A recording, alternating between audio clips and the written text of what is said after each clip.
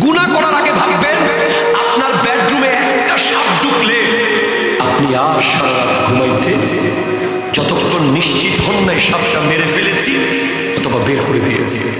আর bedroom তো ভাই 200 square ফিটের, 100 স্কয়ার ফিটের, এই দিক থেকে এদিকে দৌড়াদৌড়ি করে নিজেকে বাঁচানো যায়। কবর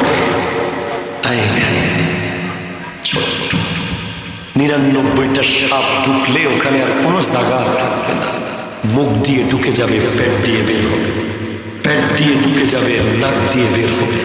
এমন বহু দৃশ্য পৃথিবী দেখেছে। দিনে 99টা লাগবে না, 2টা যথেষ্ট, একটা যথেষ্ট। একটা সাপ কবরে বসে আছে, কাকে ডাকবেন? কি দিয়ে মারবেন সেটাকে? কোথায় দৌড় দিবেন? একটা গুনাহ যখন বান্দা করে কলবে একটা দাগ পড়ে যায়। চশমার মধ্যে একটা দাগ পড়লে দেখি, 2টা দেখি, 10টা পড়ে গেলে আর দেখবো না, গ্লাস পাল্টে ফেলতে হবে। কলবেও গুনাহ এত খারাপ জিনিস, একটা গুনাহ একটা দাগ, 2টা গুনাহ 2টা দাগ, 3টা গুনাহ 3টা দাগ। এক সময় লাহুম কুলুবুন লা ইয়াফকাহুন, ওই কলব আর কোনো কিছু বাস বিচার করতে পারে না। সে তখন জুলুম অত্যাচার করে হেসে হেসে, কোনো আফসোস আর থাকে না, কলব মরে গেছে। তাদের চোখ থাকে, তারা কোরআন হাদিস দেখে না। তাদের কান থাকে, তারা শোনে না।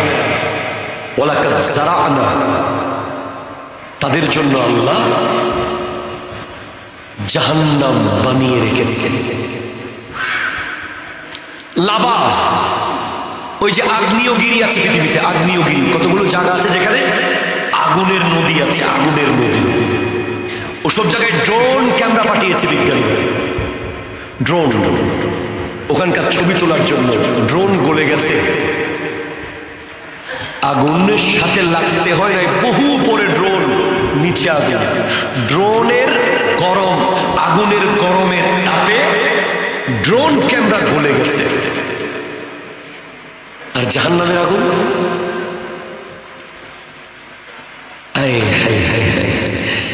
হযরতে রবি বিন হুসাইন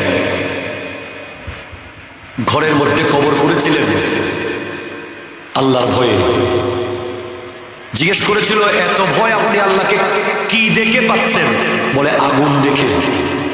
বলে কিসের আগুন? কামারের দোকানের আগুন।